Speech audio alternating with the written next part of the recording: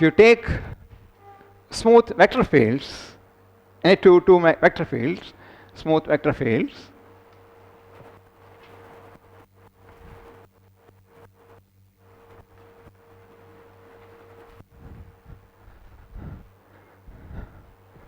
you look at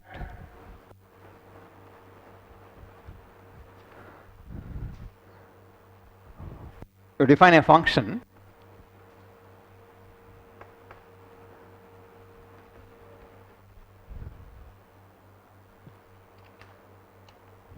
see, these are vector fields, so tangent vector fields, okay? Usually for us vector field means tangent vector fields. So at each point P, xp is a tangent vector, yp is a tangent vector, so that gives the inner product there.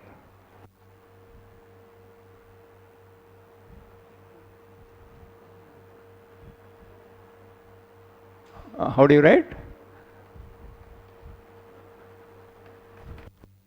You write x sub p or x like this? Whatever, okay? So what is this? This is nothing but the inner product on the tangent space, okay?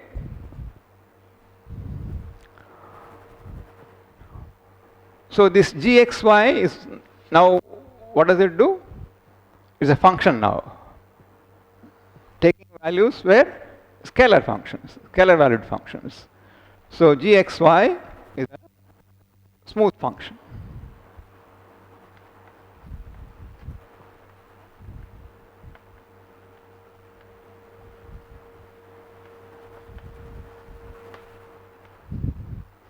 For all choices of x and y.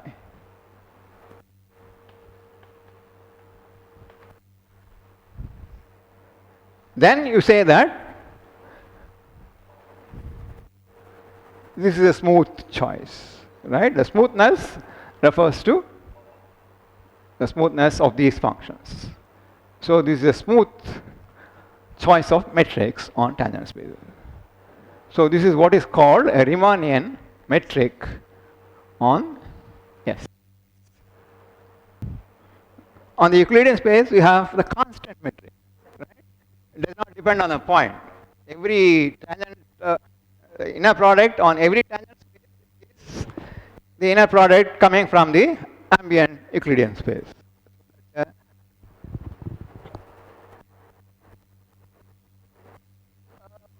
Constant metric, right? So that is a Euclidean metric.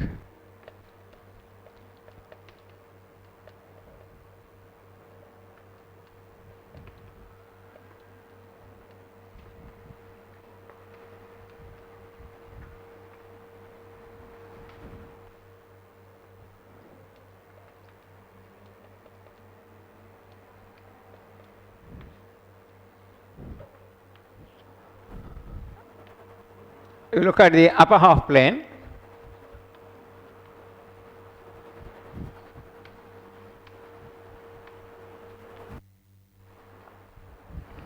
So this is xy in R2.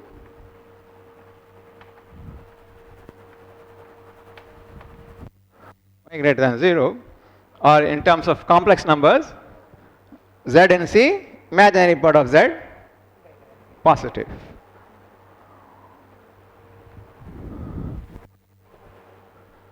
So define a metric as 1 over y square. That means, so what is the tangent space at any point z? So z, imaginary z greater than 0. We call it h.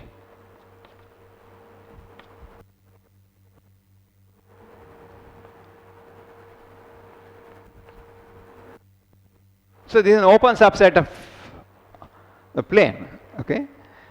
So tangent space at any point is just the ambient vector space R2. Okay, so TPH is equal to R2 or C for all P, for all Z.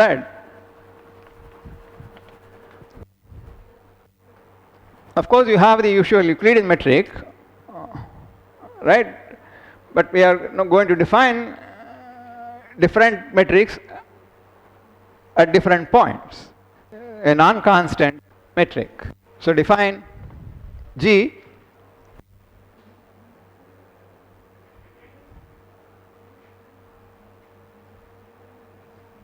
that means GZ, okay, point is Z now.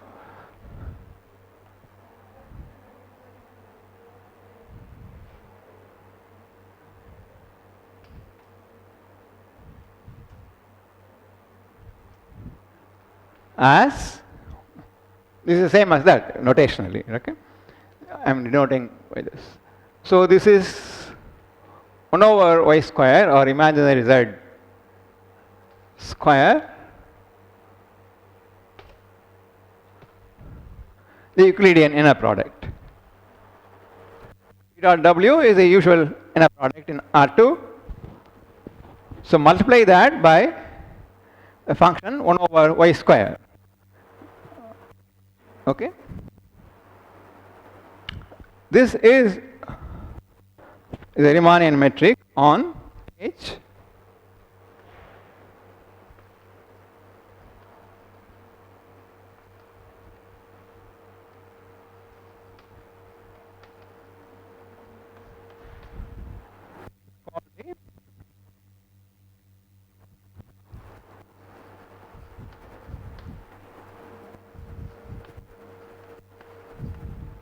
Poincare metric.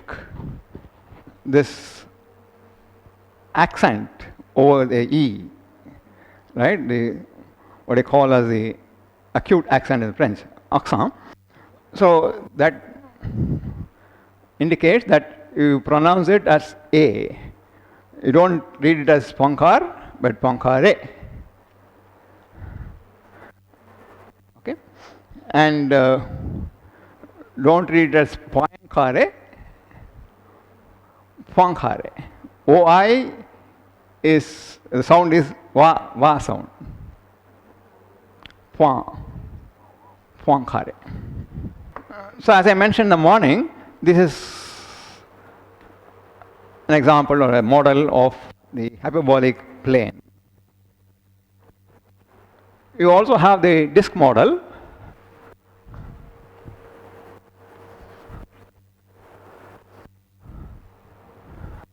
Unit disk.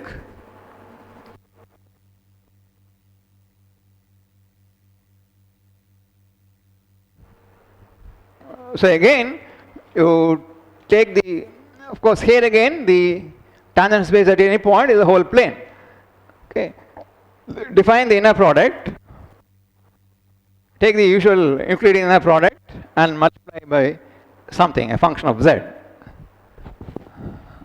Okay.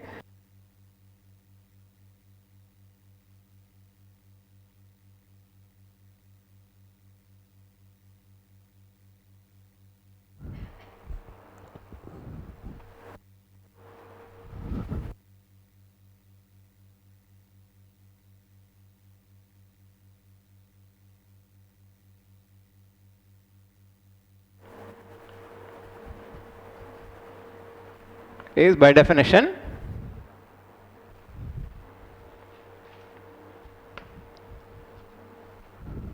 multiplied by a function 1 over 1 minus mod z square the whole square.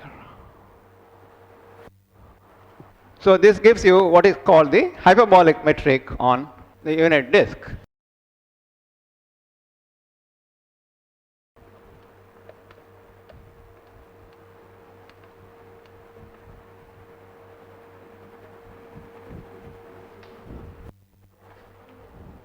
So this is not your Euclidean disk, but a hyperbolic disk. The two pictures are essentially equivalent. So you have an isometry from one to the other.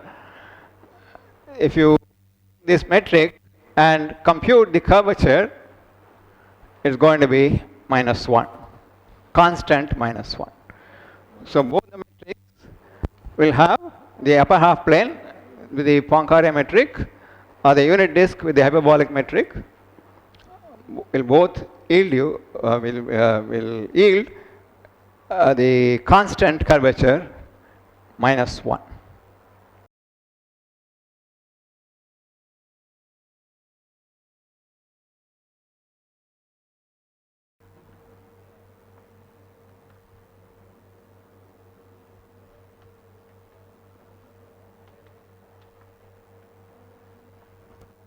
The curvature is constant -1.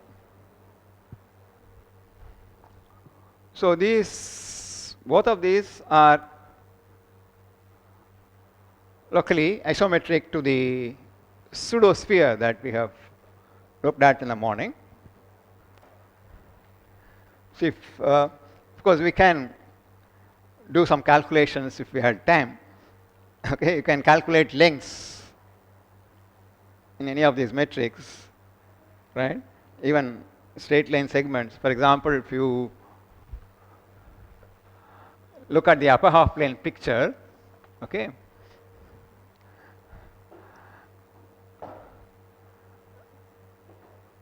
take a line segment on the y-axis, for example. This, suppose you fix some length, right? Length 1, if you like, or length half, or whatever, the Euclidean length, okay? But if you move the same thing this way or that way, the length will change, right? If you come closer to the real axis, the length of that segment will increase. If you go away from the real axis, the length will decrease. Okay, so actually if you approach as you tend to the real axis, these lengths will tend to infinity. The Euclidean length is fixed, but the hyperbolic length will keep changing and going to infinity as you approach the real axis. So this, in some sense, this real axis is the line at infinity in this space, right? Is an infinite distance from any point.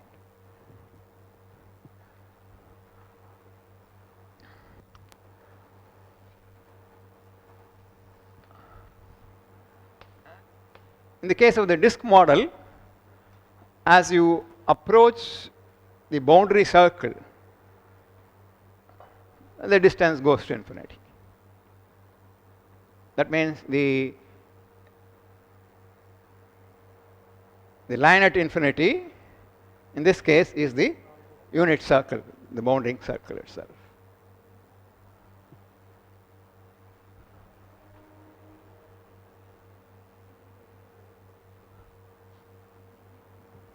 L, the length goes to infinity. Length of any segment.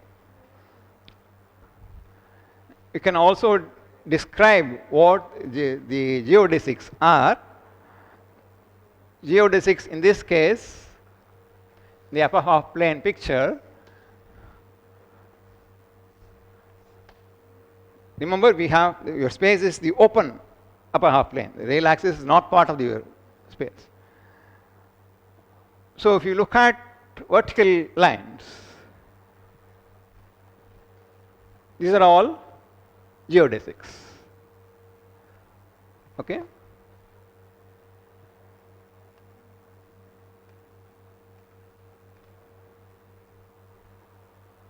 And also circular arcs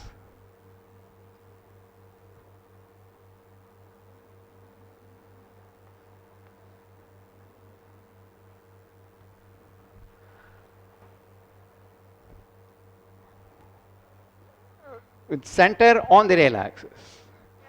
Okay, the real axis is not part of your space, but if you look at, see, these open arcs, you have to look at, right? The open upper semicircular arc For circles, its center on the real axis. These are all, again, geodesics.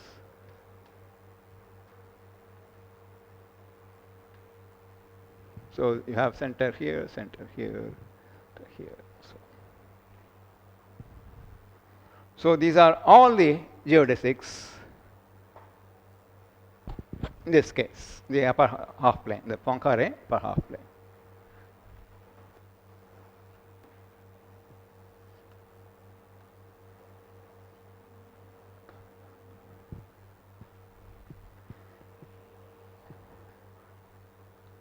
Circles orthogonal to the bounding circle. So this includes diameters, lines through the center, right? So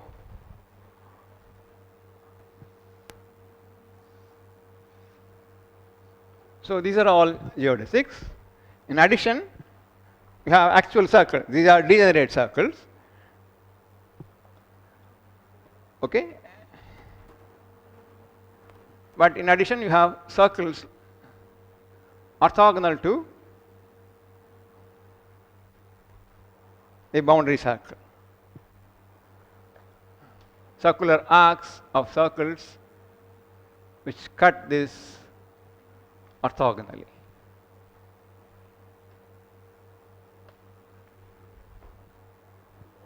So these are all, again, geodesics.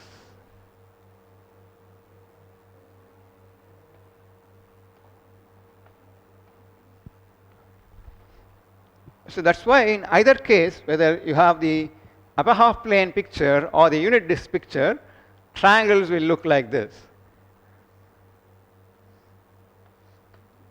A triangle is going to be like this. Okay? A geodesic triangle, to be precise. A hyperbolic triangle. So sum of the angles is less than pi. The Gauss-Bonnet theorem, I think I had mentioned enough in the introductory lecture itself. We don't have any more machinery now to say anything more now.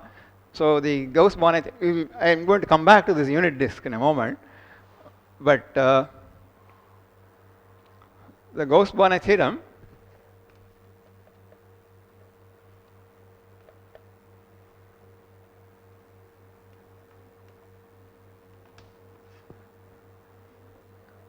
K compact connected to surface in R3. K is the curvature.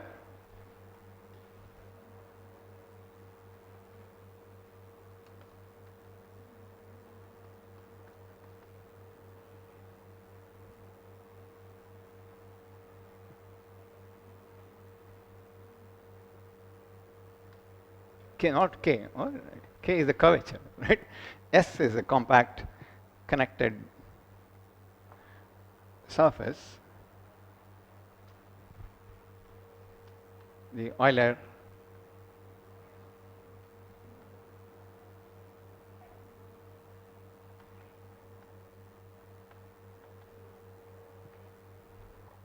so integral of the curvature function over the surface is sometimes referred to as the total curvature of the surface.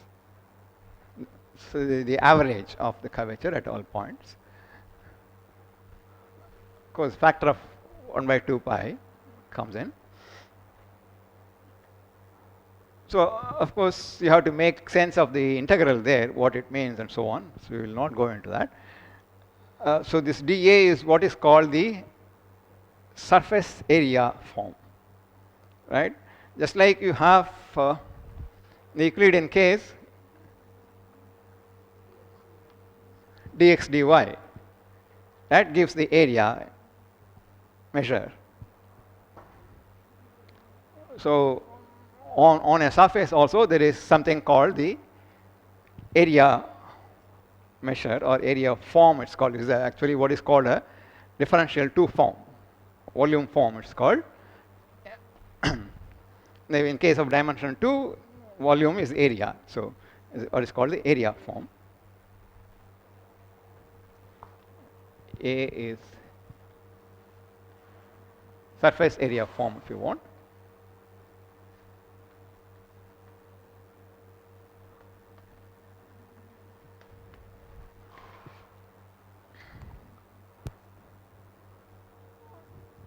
So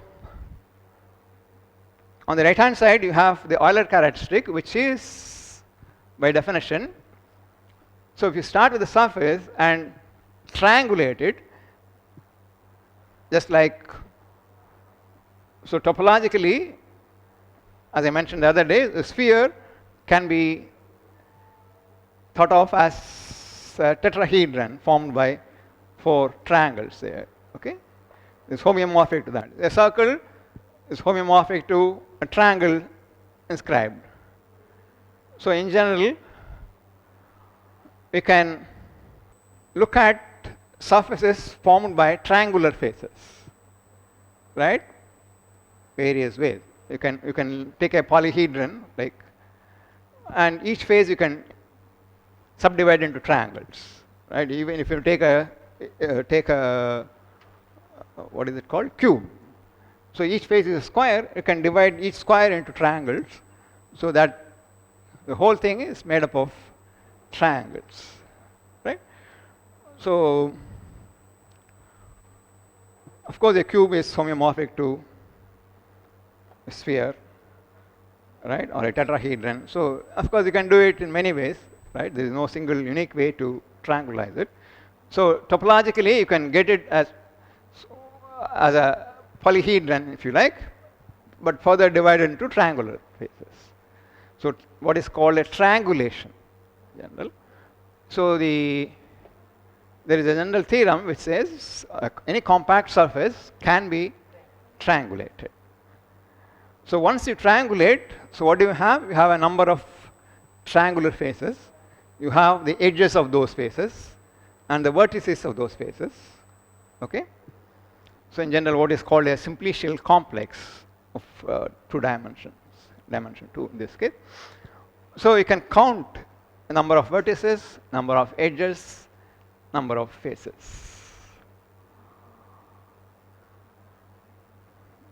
Right? Of course, obviously this is not unique. You can divide any triangle into further smaller triangles and so on. But the quantity, so triangulate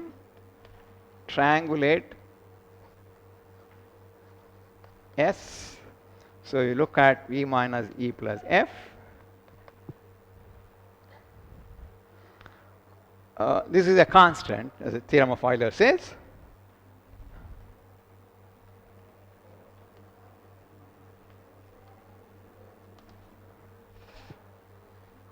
So this is what is called so this is independent of the triangulation that you look at. Okay? Independent of triangulation.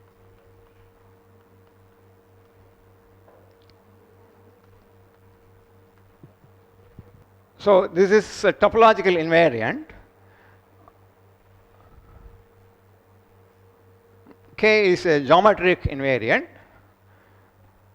So the Gauss-Bonnet theorem says that the total curvature is equal to the Euler characteristic, geometric quantity on the left hand side, a topological invariant on the right hand side. So the importance of the theorem arises from the fact that it equates a geometric quantity with a topological number, invariant number. So of course it had led to a lot of developments in differential geometry.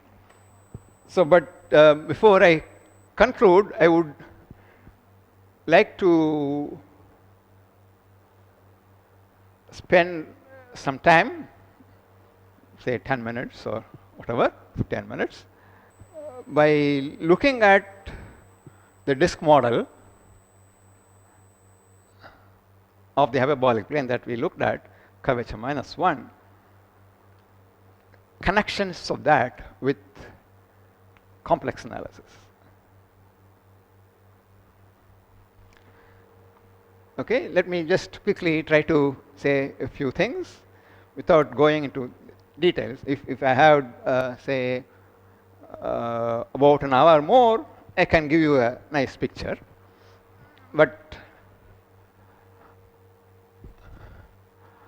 let me at least try to give you the salient points of this. So the basic result which makes this application to function theory possible is what is called Alphonse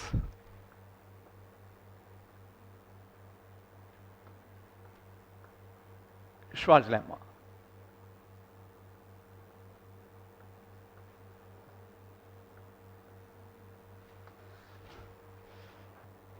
Little paper of Alphonse, which appeared in 1937 or something of that kind, in the Transactions of AMS, which made a connection between curvature and complex analysis. So before stating what this tells you, so if you look at the disk, we had a function there, 1 over 1 minus mod z square whole square, right? The Euclidean inner product multiplied by this factor there. So call it rho z or something.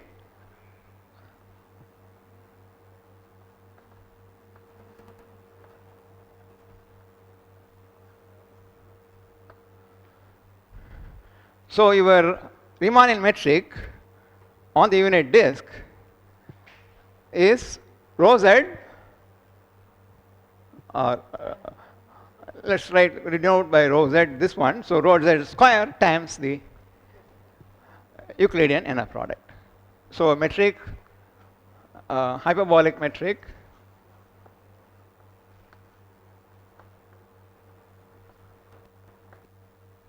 on D is given by the Euclidean metric.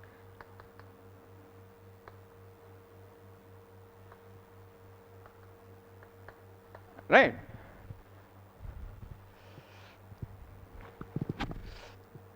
In general, you can take, if you have a domain in the complex plane, any open connected set in the complex plane, let's say, look at, let's say, any function sigma z, which is, say, positive, and you want, so you can try to define a metric using this function. So instead of, sigma z square times the Euclidean metric. Okay? So just for convenience, we will refer to these functions themselves as a metric. Okay? So that function times the Euclidean metric is a metric. So each of these functions of this type will give you a Riemannian metric on the tangent space at each point of this domain omega. What Alphonse lemma says is the following. Okay, so if you have two domains, omega and 1 and omega 2,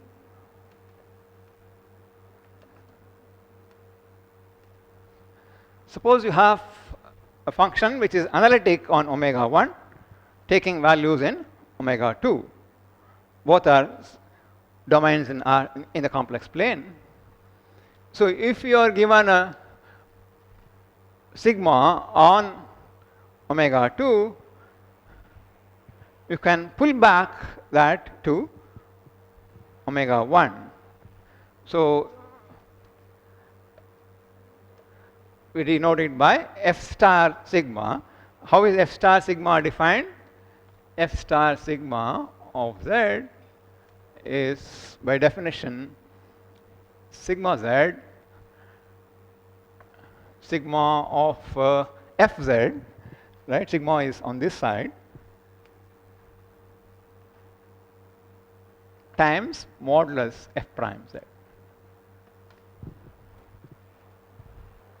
F is analytic, so you have f prime.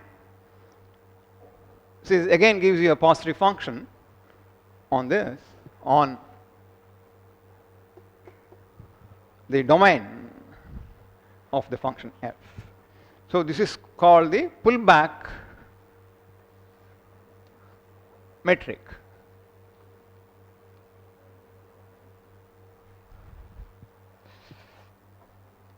Okay, so each of these metrics gives rise to a curvature on that, right? Defines a curvature, gives some curvature, just like the hyperbolic metric gave -1, constant curvature -1. So they give some curvature. We don't worry about what it is. So you have the pullback metric. What Alford's lemma says is that if you have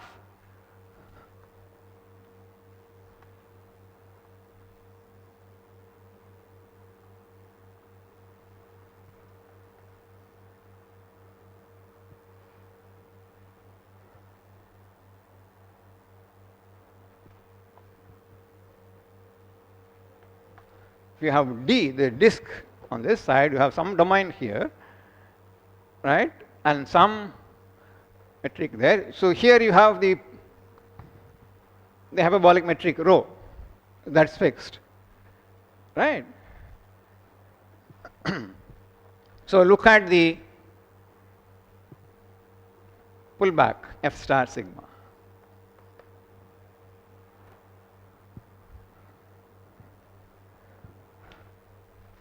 If this gives you negative curvature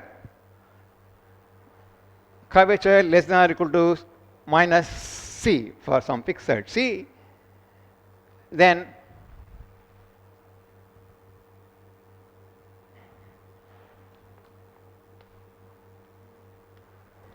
so negative curvature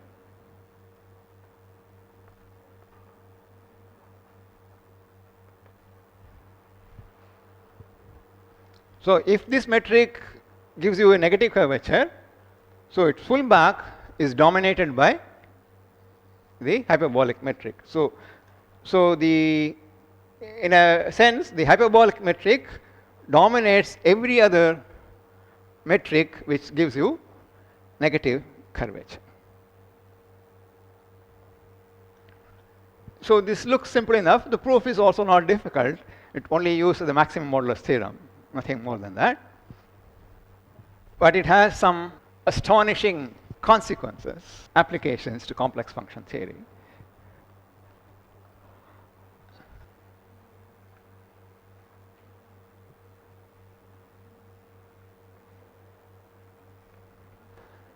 Suppose you have a omega and a metric on omega with constant negative, not constant, negative curvature, curvature bounded by less than or equal to some minus c at all points.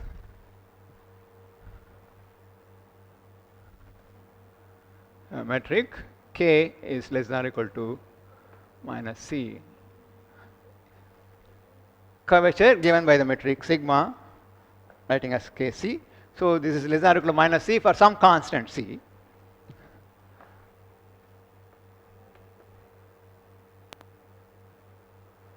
And you have an analytic function defined on the whole plane. That means an entire function whose range is contained in omega, which has some metric giving rise to negative curvature. Then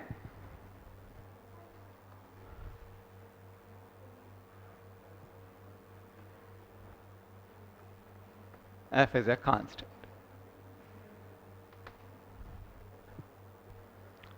So in other words, a non-constant entire function cannot take values in such a domain, on a domain which has a metric yielding negative curvature.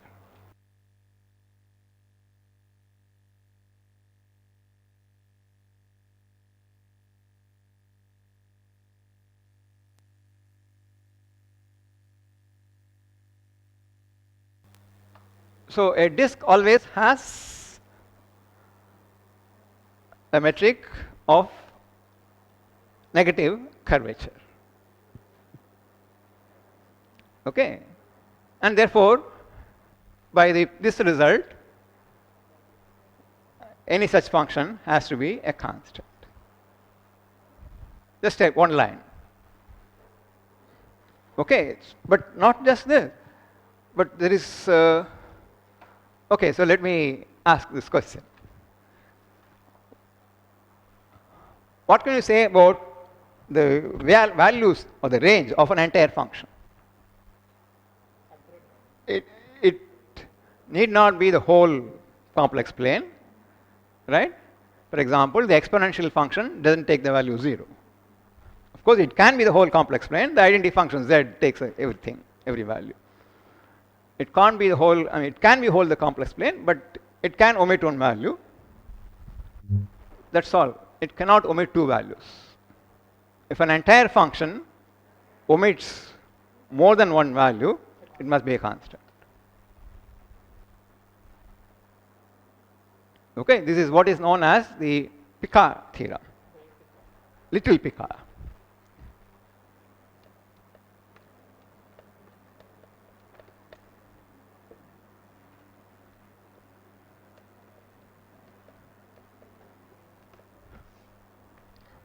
An entire function on C omits a non-constant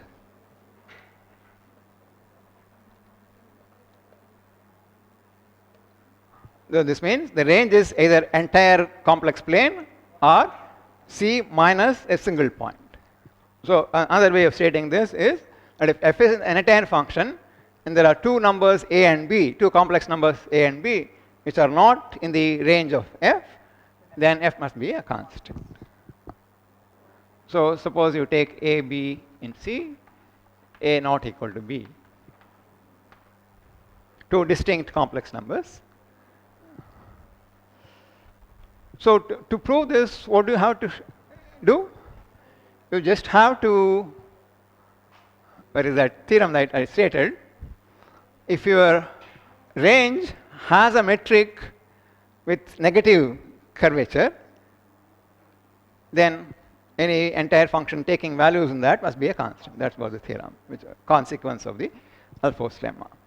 So in view of that, to prove this, what all you have to do is to produce a metric on C minus AB, which gives negative curvature. Okay? You can explicitly write down such a metric.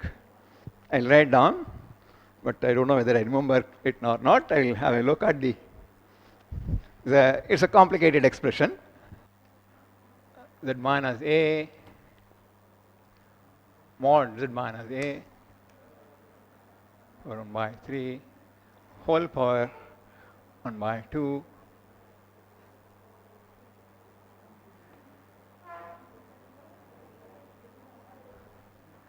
and a similar thing for B. Okay? 1 plus mod Z minus B for 1 by 3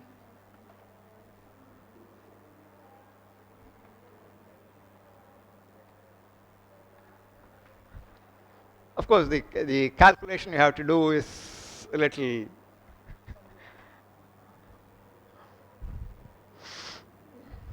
unpleasant, so to say. But nevertheless, take it from me that I have calculated it at least once, maybe 15 years back, perhaps. So this metric on C minus AB, so this is your omega now, on omega gives k less than or equal to minus something, some negative constant there. So conclusion is that if any such function, any analytic function from C to omega has to be a constant. Okay? Of course, Lewis theorem is much, much weaker than this. So there is also a great Picard theorem. So I'll just mention it and stop. Okay? So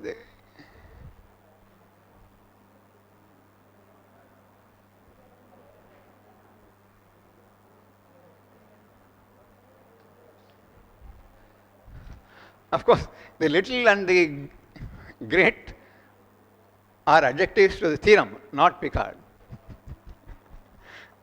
Picard's little theorem and Picard's great theorem. Picard is the same Picard.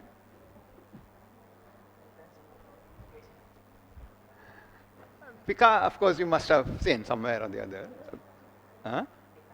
Differential equations. Although the Picard's, what is usually called Picard's theorem on existence and uniqueness solutions, is not actually due to Picard. Okay, so that's a different thing anyway. So, Émile Picard, a French mathematician. So, you have heard of the Casorati-Weierstrass theorem, right? So, what does it say? You haven't seen Casorati-Weierstrass theorem? Weierstrass theorem, okay. It's the behavior of a function in a neighborhood of an essential singularity. Right? You have seen this? So what the theorem?